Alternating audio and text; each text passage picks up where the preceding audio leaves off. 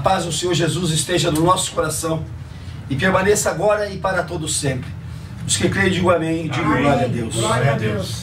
Declaremos agora a nossa busca pelo Espírito Santo. Ó Espírito Santo de Deus, nós te buscamos nesse momento, para que com a tua presença tu nos tragas iluminação, sabedoria, perspicácia, inteligência, para que nós possamos compreender todos os problemas da nossa vida e possamos seguir a estrada, o caminho da mais perfeita, boa e agradável vontade de Deus. Ó Espírito Santo de Deus, nós te pedimos, guia-nos com os teus próprios olhos, sê lâmpada para os nossos pés, sê luz para o nosso caminho, nos ilumina, Espírito Santo de Deus, para que nós conheçamos a verdade, que é justamente essa verdade que vai nos libertar. Nos leva a Cristo, para que nós possamos, ó Espírito Santo de Deus, conhecê-lo integralmente, para a honra e glória do nome do nosso Deus. Os que creem, digam amém. Digo glória a Deus. Digo comigo, Senhor Jesus, nós declaramos que estamos reunidos aqui agora no teu nome. Vem cumprir a tua promessa. Vem estar conosco. A promessa de Jesus foi muito clara. Eis que estou convosco todos os dias até a consumação dos séculos. E depois ele disse que quando 2 ou mais pessoas se reunissem no seu nome, ele estaria no meio delas. Neste momento, Cristo está conosco aqui agora, nessa sala onde estamos reunidos no nome dele. E ele está naquelas casas onde as pessoas estão ligadas conosco, declarando que estão em nome de Jesus. Assim, Jesus está presente de corpo, alma, sangue e divindade. Presença real agora na nossa vida. Vamos aproveitar esses instantes para nós pedirmos a Ele perdão dos nossos pecados e confessarmos os nossos pecados. Digam todos comigo, Senhor Jesus, nós confessamos os nossos pecados, os nossos erros, as nossas faltas, as nossas infrações que cometemos por pensamentos, palavras, obras e omissões. Neste momento, quando a gente confessa ao Senhor Jesus os nossos pecados, confessamos a nossa iniquidade com humildade, confessamos os erros que fizemos, nós começamos a nossa reconciliação com Cristo. E assim que confessamos, declaremos a Ele o nosso arrependimento. Digam todos comigo, Senhor Jesus, nós declaramos que estamos arrependidos de tudo que fizemos errado em nossa vida. E te pedimos, Senhor, nos dá forças para não errarmos mais, para vivermos uma vida santa no seu santo nome. A nossa reconciliação com Deus falta pouco, que confessamos com humildade o nosso pecado, declaramos o nosso arrependimento, pedimos a Ele a força do firme propósito de não pecar mais, e agora peçamos perdão a Jesus. Digam todos comigo, Senhor Jesus, perdoa os nossos pecados, perdoa as nossas faltas, Senhor Jesus, nos absolve dos nossos erros e faz com que limpemos o nosso coração. Perdoa-nos, Senhor Jesus. Nesse momento nós estamos perdoados, e se alguma coisa ficou no nosso coração, vamos pedir ao Senhor Jesus que entre lá e arranque de lá toda e qualquer coisa que o desagrade. Arranque do nosso coração tudo aquilo que o desagrada, para que nós possamos viver uma vida perfeita de união com Ele. Os que creem, digam amém. Digam glória a Deus. Vamos agora receber Jesus em nossa vida. Digam todos comigo, Senhor Jesus, nós te recebemos em nossa vida como nosso único Senhor, como nosso Redentor, como nosso Salvador, e declaramos que te reconhecemos como Filho de Deus vivo. Nesse momento, nós nos tornamos também filhos de Deus. Nesse momento, estamos registrados no céu como filhos de Deus. Nesse momento que confessamos Jesus aqui na terra, nós somos confessados por Ele diante do Pai. A melhor posição que nós podemos ter na vida é sermos filhos de Deus. Os que creem, digam amém. Digam glória a Deus. Glória a Deus. Trazemos hoje para a nossa meditação um texto que está no livro de Jeremias, que nós já estudamos como o profeta das lágrimas, o profeta do choro, aquele profeta que foi constituído desde o ventre materno para ser profeta em Israel, em Judá, aliás.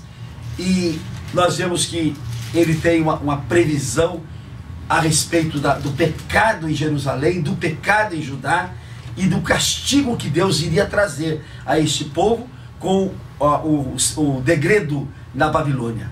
Ele chamou a atenção, pediu a todos que se voltassem para Deus antes que Deus segregasse o povo judeu lá na Babilônia durante 70 anos. E Jeremias pregou isso durante vários anos. Nós vamos ler o capítulo 9, no versículo 23. Capítulo 9, o versículo 23. Interessante que a pregação de Jeremias não surtiu efeito a Judá, porque o povo judeu não acudiu, não atendeu aos pedidos de Jeremias, a ponto dele até ser preso, a ponto dele ser castigado e ele ser um dos degredados também. Nós temos um outro exemplo na nossa escritura, em que o profeta Jonas foi a Nínive e ele, com a pregação, ele conseguiu converter uma cidade de 120 mil habitantes, desde o rei até o mais pobre, se vestiram de sacos, se cobriram de cinzas e durante 40 dias ficaram em oração, em prantos, pedindo perdão a Deus dos seus pecados, e a cidade foi realmente livre pela pregação do profeta Jonas. Interessante que a gente vê na escritura que o sacerdote pouco faz para resolver o problema do povo. O profeta vem para dizer ao povo o que vai acontecer se ele continuar no pecado, se ele continuar no erro. Jeremias, durante toda a sua vida, pregou o castigo que viria ajudar, e nem assim o povo o acudiu, nem assim o povo acolheu. Aí a gente pergunta, mas então por que fica registrado isso aqui? E Paulo nos explica bem. Paulo diz, aquilo que está escrito na escritura é para que todos tomemos conhecimento do que aconteceu no passado. Porque como Deus é fiel, tudo aquilo que aconteceu no passado, Ele vai fazer no futuro, Ele vai fazer no dia de hoje. Então é para nós tomarmos conhecimento e para nós vivermos de acordo com as normas que Deus deu através dos seus profetas. Por isso que está registrado aqui, ainda que Jeremias não tenha tido sucesso na sua pregação, ainda assim fica para nós esse exemplo, para que nós não façamos igual o povo judeu, para que nós atendamos a chamada do profeta, que veja bem, a escritura é atual, ela é verdade hoje como foi há 1000 anos atrás, ela é verdadeira hoje como foi há 1000 anos atrás, ela vê situações hoje que são as mesmas situações de 1000 anos atrás, e por isso ela é atual, ela é contínua, ela é iminente, ela é clara, ela é verdadeira, e isso nos serve de exemplo. Vamos ler o versículo 23 do capítulo 9 de Jeremias. Aqui está escrito assim: conhecer a Deus constitui a glória do homem. O texto que nós vamos ler diz assim: conhecer a Deus constitui a glória do homem. Olha o que está escrito aqui: assim diz o Senhor, não se glorie o sábio na sua sabedoria, nem se glorie o forte na sua força, nem o rico na sua riqueza. Olha o que a escritura nos alerta. Porque naquela época, quando Jeremias foi chamar a atenção do povo judeu, o sábio dizia assim: você não precisa falar para mim, você não é nada, eu sou sábio. E o que você quer me ensinar? Eu sou sábio. O outro dizia assim: o que você quer me ensinar? Eu sou forte, eu tenho toda a condição de resistir ao degredo. O que você quer me ensinar? Aí diz o outro: e eu sou rico, a minha riqueza vai apagar qualquer problema contra mim. Isto continua até hoje. A palavra de Deus não toca no rico, que ele diz: eu sou rico, não preciso. Para que esse Jesus? Para que essa Bíblia, se eu tenho as minhas riquezas? O forte diz assim: eu sou forte, tenho saúde, por que eu preciso recorrer a Jesus? E o sábio diz assim: a minha sabedoria é tanta que eu não preciso desses ensinamentos. Então ainda hoje o sábio se gloria da sua sabedoria, o rico se gloria da sua riqueza e o forte se gloria da sua fortaleza. E o que a Bíblia nos ensina? Não se glorie o sábio da sua sabedoria, nem o forte da sua fortaleza, nem o rico da sua riqueza. Não se glorie. Aí diz porque quando você for se gloriar, então você se glorie, está escrito aqui no versículo 24. Mas o que se gloriar, glorie-se nisto. Olha, no que nós devemos nos gloriar? Em conhecer a Deus e saber que eu sou o Senhor e faço misericórdia, juízo e justiça na terra, porque destas coisas me agrado, diz o Senhor. Então a nossa glorificação, a nossa glória, ela não tem de ser para a gente próprio, ela tem de ser para aquele que é o nosso Senhor, o nosso Criador, o nosso Deus, aquele que fez todas as coisas, aquele que nos fez também com muito amor. Se eu tenho de me gloriar, então, eu devo me gloriar naquele que é o meu Senhor, que é o meu Salvador, aquele que me fez, aquele que me trouxe até aqui. O que diz a Escritura Sagrada? Eu te amei, diz o Senhor. Eu te amei e te ajudei até aqui. Tudo que você tem fui eu que te dei. Tudo que você tem é propriedade minha. É uma concessão minha, uma misericórdia minha. As pessoas deixam de entender isso. E as pessoas acreditam que podem fazer as coisas sozinhas, que não precisam de Deus. Ontem eu tive uma conversa aqui maravilhosa com 2 líderes espíritas. E num determinado momento, eles estavam, eu perguntei a eles sobre a ideia que eles tinham sobre a reencarnação. Então o espírita tem a seguinte ideia: eu peco, e eu não tenho outra solução a não ser com as minhas boas obras eu pagar aquilo que eu fiz de errado. Então para o espírito há uma conta corrente, em que pesa de um lado os meus pecados, os meus erros, e de crédito do outro as minhas boas ações. Se as minhas boas ações superarem as más ações, eu tenho crédito diante de Deus. Se as minhas más ações superaram as boas ações, o que acontece? Eu morro e volto depois de novo aqui para pagar aquela conta que eu não consegui pagar na minha primeira vida. Aí eles me perguntaram: o que o senhor acha disso? Eu acho isso uma enormidade de Deus, do seu Deus. Eu acho isso uma sacanagem do seu Deus. Usei esse termo. Acho uma sacanagem do seu Deus. Porque ele sabe que com a minha força eu não consigo pagar a minha conta agora. E ele então deixa um saldo devedor na minha conta e me obriga a voltar aqui de novo.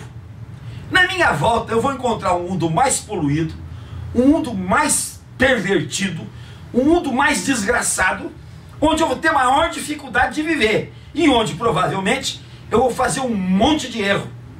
E a minha conta vai ser outra vez deficitária. Aí o que acontece comigo? Não consigo pagar a primeira conta da primeira vida, aumentei a minha conta na segunda, e Deus então, de novo, uma sacanagem desgraçada, ele me faz voltar à terra outra vez, para eu pagar aquela conta.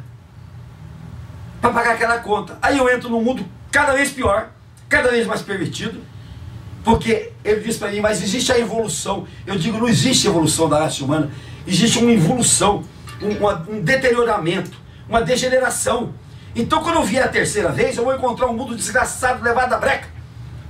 E aí então eu vou ter mais dificuldade de viver ainda, mais dificuldades. E nessa terceira vez a minha conta aumenta. Eu já tenho um saldo grande da primeira vinda, um saldo grande da segunda, devedor, e na terceira eu aumento a conta. Então eu não tenho chance de salvar, porque eu não consigo pagar essa conta. Aí ele perguntou para mim: mas se não é assim, que maneira que o senhor tem para pagar a conta? Eu digo: pois é aí que está a grandeza do cristianismo, aí que está a grandeza de Cristo. Porque Cristo sabe que eu não consigo pagar a minha conta. Ele sabe que eu não consigo pagar. Então ele chega para mim e diz: Francisco, se você me amar, se você vier para mim, se você estiver comigo, Francisco, eu vou pagar a tua conta. É preciso morrer por você, Francisco? Eu vou morrer. É preciso derramar o teu sangue por você, Francisco? Eu vou derramar. E é isso que ele está falando para o José, para o Joaquim, para o Manuel, para cada um de nós que estamos aqui e para cada um de nós que estão nos ouvindo nesse momento. Aí ele falou: essa teoria é bonita. Aí um virou para o outro e falou assim: estou percebendo uma coisa. No Espiritismo não tem o pedido de perdão. Eu falei: mas o que é isso? Justamente um Deus misericordioso, vocês não têm o pedido de perdão? Nós não pedimos perdão. Nós sabemos que não pode pedir perdão, sabemos que não adianta pedir perdão, eu tenho de pagar, a minha conta não pode ser perdoada.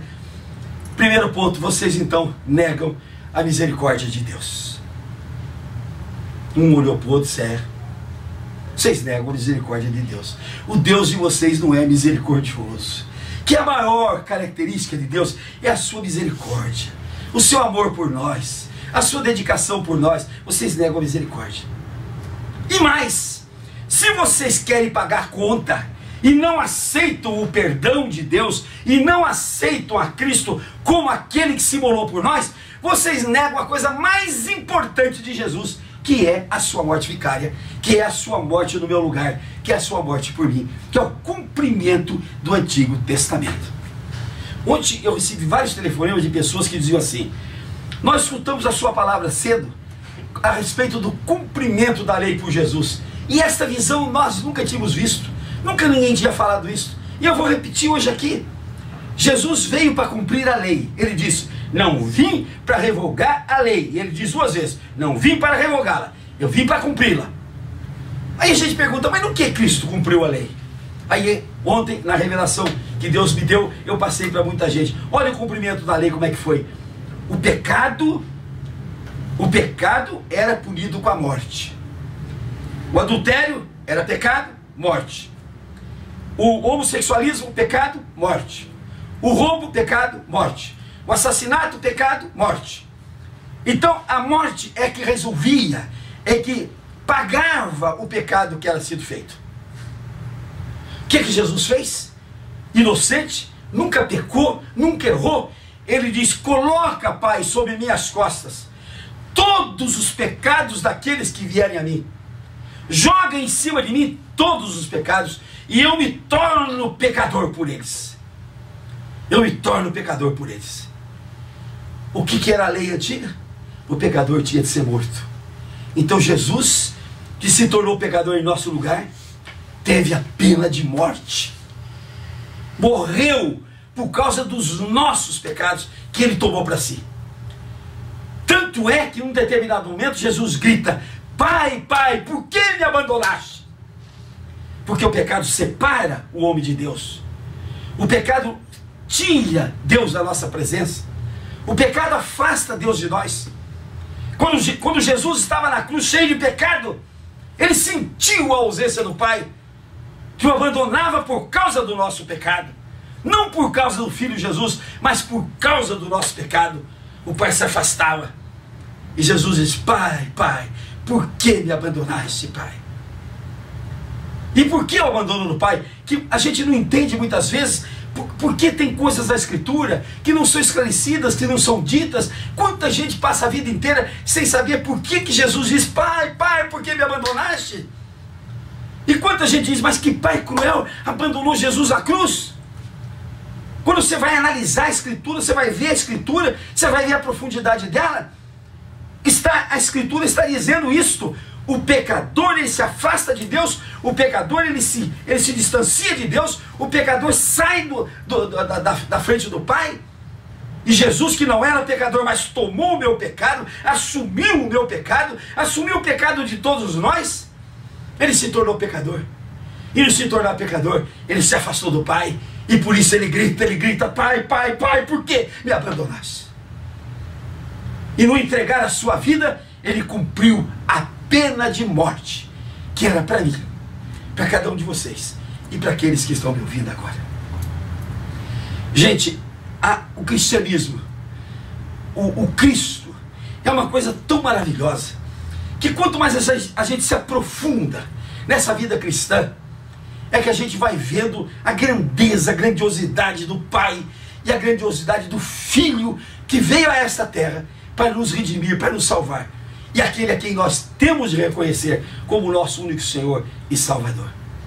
Aí eu fico abismado de ver, por exemplo, um espiritismo que acredita num Allan Kardec, que recebeu, diz ele, uma mensagem que ele não sabe de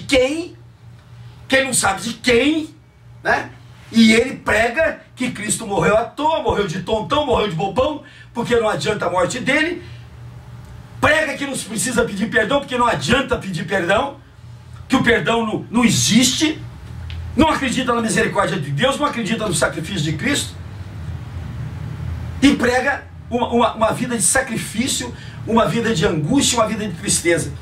E num determinado momento, os dois olharam para a cara do outro e um disse assim: doutor, tem razão, eu sou espírita desde os 5 anos, e de lá para cá minha vida tem sido só sofrimento, só angústia, só desespero, só tranqueira, só dificuldade. Por mais que eu me dedique à causa dos outros, à pobreza, à miséria, à obra de caridade, a minha vida, diz ele, é uma vida de porcaria, é uma vida triste, uma vida cheia de tristeza, de amargura, não tenho vitória, não tenho nada na minha vida.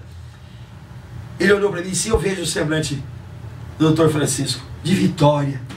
Eu digo: pois é, meu filho, eu tenho esse semblante porque eu aprendi a não orar mais. Uma oração que me ensinaram de criança, uma oração maléfica, herética, uma oração diabólica, que eu me proclamo um amaldiçoado filho de Eva. Eu me proclamo que vou viver chorando e gemendo nesse vale de lágrimas. E eu me proclamo que eu vou ver Cristo só depois desse desterro. Aí ele falou: pois é verdade, o senhor tem razão. Aí eu fico imaginando, quando a gente vê Cristo morrer por nós, aí a Igreja Católica prega que Nossa Senhora é a distribuidora de todas as graças, que Maria é a fonte de todas as graças. Ela pega Jesus, a Igreja Católica pega Jesus e diz: vai para o armário, agora quem vai mandar aqui é Maria. Quando Jesus disse: eu sou a cabeça da igreja, ela pega, pá, corta a cabeça, põe Jesus aqui, pega pelo cabelo, aqui vai para cá, aqui vai ficar o Papa. Quando Jesus diz: eu sou a pedra fundamental, ela arranca aquela pedra, sai daí, Jesus, o senhor não é pedra coisa nenhuma, põe lá, a pedra é Pedro. Ela nega o cristianismo, isso que eu quero dizer para aqueles que estão me ouvindo. Ela nega o cristianismo, ela nega Cristo. E Cristo diz aqui: se você se gloriar, glorie-se, está escrito aqui, em me conhecer e saber que eu sou o Senhor. Aí que vai a riqueza da nossa igreja, de nós conhecermos a Cristo. Eu quero explicar para vocês o que significa a palavra conhecer na Bíblia. Porque a palavra conhecer aqui no nosso português, ela tem um sentido superficial. Se eu disser para vocês aqui agora: eu conheci uma moça outro dia atrás, vocês nem vão reparar. Conheci uma moça, passei por ela, vi, dei tchau, ou ela me cumprimentou, conheci uma moça. Mas se eu falar na Bíblia que eu conheci uma moça, olha a bronca que eu vou receber ali. Olha a bronca que eu vou receber ali. Não é para menos, né? Porque a palavra conhecer na Bíblia é palavra de relação íntima, gente. É palavra de relação íntima. Vocês querem uma prova? Pegue o livro de Mateus. O que está escrito lá? E José não conheceu Maria enquanto Jesus não nasceu. Só depois que Jesus nasceu ele conheceu Maria. Então vocês veem que o verbo conhecer na Bíblia, quando fala de conhecer a Deus, não é passar por ele e dar tchauzinho, não, gente. Não é dizer ouvir falar dele, não. Conhecer Jesus é uma relação íntima, intrínseca, interior com ele. Isto é a palavra conhecer.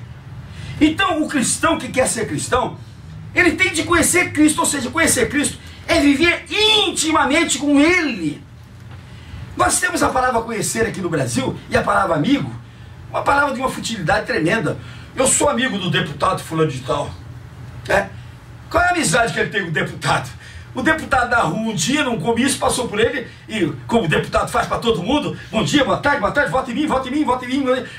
Eu sou amigo do deputado fulano de tal. Eu conheço o deputado fulano de tal. Conhece nada. Não é amigo dele. Não sabe o telefone dele. E se ligar o deputado não vai atendê-lo. A palavra conhecer, a palavra ser amigo na Bíblia é coisa muito mais profunda. É coisa de intimidade. É coisa intrínseca, é coisa de interior. E quando Deus pede que a gente o conheça, a gente tem de se debruçar sobre a Bíblia. Debruçar sobre a Bíblia. E nesta hora que a gente debruça sobre a Bíblia, nós vamos conhecer a Cristo intrinsecamente, no seu interior. Ele dentro de nós dentro dele. O que ele diz? Eis que estou à tua porta e bato. Se você abrir, eu vou entrar na tua casa e vou cear com vocês. Para o povo judeu, a ceia é uma coisa íntima. Para a ceia só são convidados aqueles que são íntimos. E Jesus diz: eu e o Pai vamos a Ele e vamos fazer nele a nossa morada. O conhecimento nosso com Jesus não é aquele conhecimento que nós temos com os deputados e senadores e vereadores e prefeitos aqui no Brasil, não. É um conhecimento dele vir morar dentro de nós, dele vir morar dentro do nosso coração. Esse é o conhecimento que nós temos dele. E quando a gente estuda essa passagem aqui, nós temos de, obviamente, irmos na primeira epístola aos Coríntios, onde nós vamos ver aqui coisa interessante. Primeira epístola aos Coríntios, no capítulo 1, no versículo 30. Olha o que está escrito aqui: mas vós sois dele, em Cristo Jesus, o qual se tornou da parte de Deus sabedoria, justiça, santificação e redenção. Se eu sou de Deus, só tem um jeito, só tem uma forma de eu ser de Deus: é através de Jesus. Olha o que está escrito na Escritura: vós sois dele, ou seja, vós sois de Deus. E como é que eu sou de Deus? Em Cristo Jesus. E como é que eu sou de Deus em Cristo Jesus? Porque ele vai me dar, porque ele se tornou da parte de Deus. Ele se tornou a nós da parte de Deus, se tornou sabedoria, justiça, juízo e santificação. Aí eu fico bobo quando uma igreja que se diz milenar, de 2000 anos, ensina que para você ser de Deus, você pode ser de Santo Antônio, São Joaquim, São Manuel, porque esse santo aí vai levar você para Deus. Coitados, se eles ainda não chegaram a Deus, porque estão dormindo, aguardando o julgamento, não chegaram a Deus, estão aguardando o julgamento, se eles não chegaram lá, como é que eles podem me levar? Como é que eles podem me levar a Deus se eles mesmos não chegaram lá ainda? Aí vocês dizem: mas e Maria? Não foi assunto aos céus? Mas onde está na Escritura isso? Onde está na Escritura que ela foi levada aos céus? Onde está na Escritura isso? Eu sempre digo que se Maria foi elevada aos céus, nós temos de dar um puxão de orelha muito grande no João, porque João não narra isso nem no evangelho dele, nem nas epístolas dele.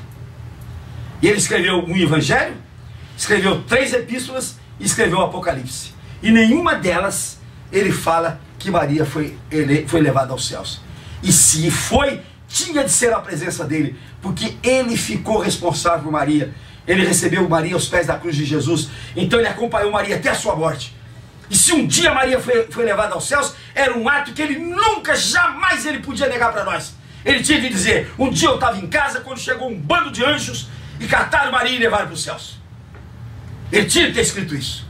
Se ele não escreveu, é porque não aconteceu, é porque não ocorreu, é porque não é fato verdadeiro. Agora Jesus é para nós a sabedoria, a justiça, a santificação e a redenção. São os 4 pilares que nós temos da nossa vida com Cristo. Cristo é, primeiro, a nossa sabedoria.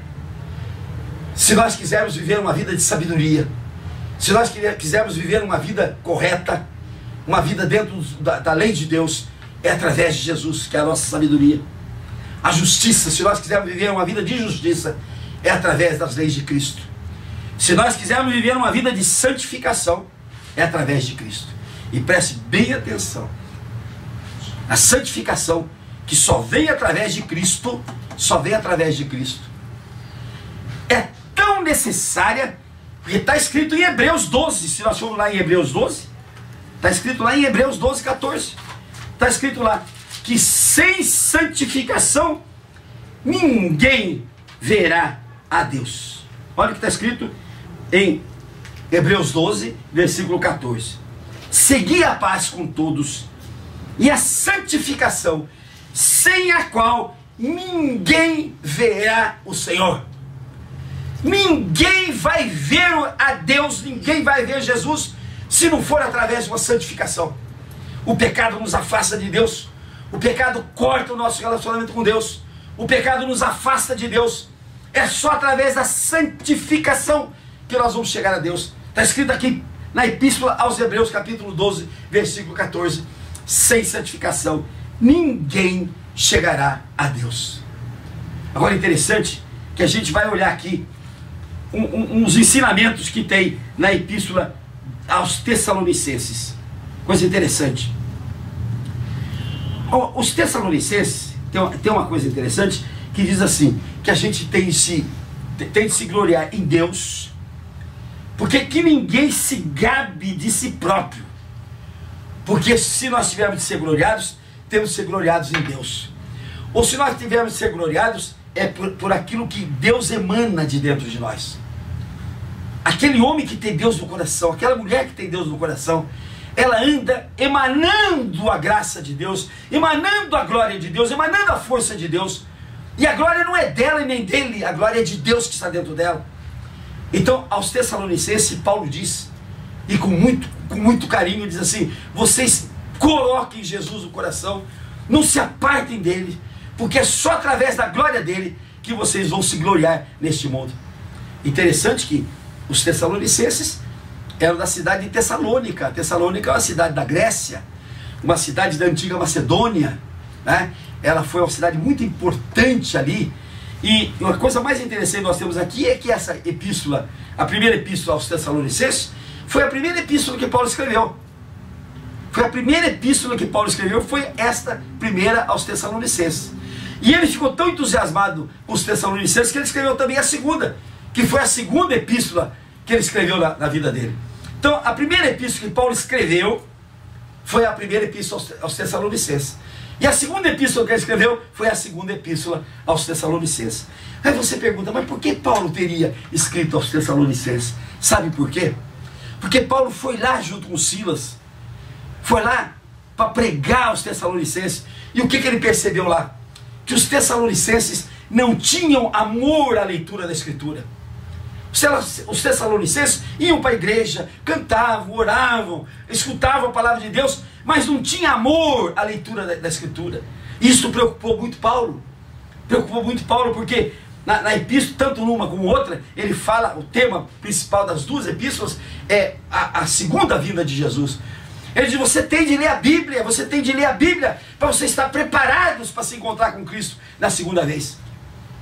Tem muita gente pregando a segunda vinda de Cristo. E o povo cristão, é coisa interessante. Ah, mas vai demorar, então eu não vou escutar agora porque vai demorar. Mas sabe quando é a segunda vinda de Cristo na minha vida e na tua vida e na vida de vocês? É quando nós fecharmos os olhos, quando nós morrermos. Já é a segunda vinda de Cristo na nossa vida. Nós temos que estar preparados para isso. A hora que fecha a nossa conta corrente, a hora que fecha a nossa caderneta, é essa hora que nós temos que estar preparados. E Paulo escreve a epístola aos Tessalonicenses, a primeira e segunda, com a preocupação de que cada um de nós, né? Cada um de nós, vamos procurar essa união íntima com Jesus. Essa união íntima com Jesus, porque Ele realmente é aquele que tem de guiar a nossa vida. Para terminarmos, vamos analisar alguns versículos do Salmo 62. O salmo lindo, mais lindo de Davi, que Davi diz assim: somente em Deus, ó minha alma, espera silenciosa, dele vem a minha salvação. Somente em Deus espera, ó alma silenciosa, porque somente dele vem a minha salvação. Então eu fico bobo de ver as crenças que ensinam que a salvação vem através das nossas obras, que a salvação vem através de várias aparições que eu vou fazer nesse mundo, em sequência à minha morte, para eu me libertar dos meus pecados. Eu fico bobo quando vejo a Igreja Católica pregar que a salvação vem por intermédio de Maria, vem por intermédio do santo tal, pela intercessão do santo tal, pela intercessão do santo tal. Quando está escrito aqui, e Davi reconheceu isso: somente em Deus, ó minha alma, somente em Deus espera silenciosa, dele vem a minha salvação. E olha o versículo segundo que diz: Só Ele é a minha rocha. A Igreja Católica não conhece esse versículo, porque rocha para ela é Pedro, é Paulo, é não sei mais quem, tem um monte de rochinhas, né? Eu acho que a Santa Era da Igreja tem que ter o sobrenome Rocha. São Joaquim Rocha, São Miguel Rocha, São José Rocha, São não sei quem Rocha. Eu acho que a Igreja Católica adota o nome Rocha como sobrenome das pessoas, né? Só Ele é a minha rocha, está escrito aqui.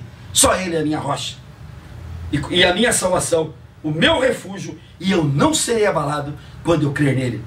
Por um pouquinho, vê o versículo 5. Somente em Deus, ó minha alma, espera silenciosa, porque dele vem a minha esperança. Lá vem a minha salvação, agora vem a minha esperança, porque só Ele é a minha rocha.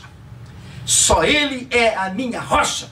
Meu prezado amigo católico, eu te apelo agora ao teu coração, à tua alma, ao teu espírito. Acredite na Escritura Sagrada. Só Jesus é a rocha. Não se apoie em pedrisco, não se apoie em pedrinha que não vai te segurar, não vai te amparar, não vai dar para você nenhuma força, porque é pedrisco, é pedrinha. Só Jesus é a rocha. Davi, o homem sério, o homem de Deus, proclamou isso no Salmo 62 há 1000 e tantos anos atrás.